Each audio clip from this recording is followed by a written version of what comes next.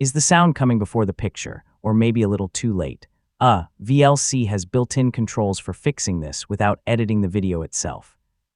In this guide, I'll show you how to adjust audio delay, fine-tune the timing, and get your video and sound back in sync.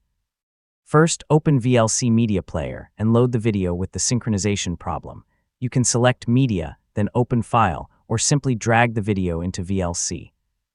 Let it play for a moment so you can clearly identify the timing issue.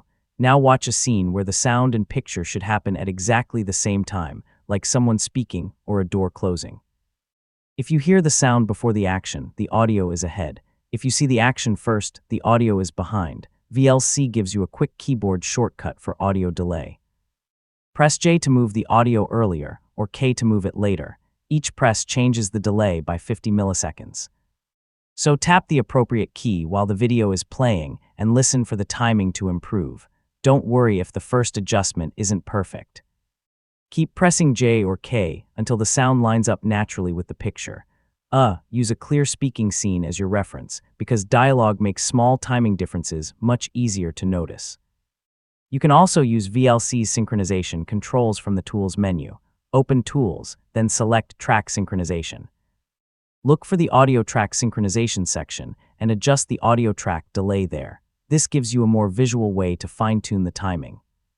After making an adjustment, play several different parts of the video. Check dialogue, sound effects, and music to make sure everything stays aligned. If the timing is still off, make another small adjustment rather than changing it too much at once. If you make the timing worse, simply reverse your adjustment or return the delay value to 0.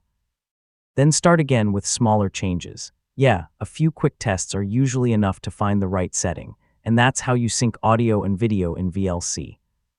Remember, J moves the audio earlier, K moves it later, and the synchronization panel gives you more precise control. So find a clear reference point, make small adjustments, and you're good to go.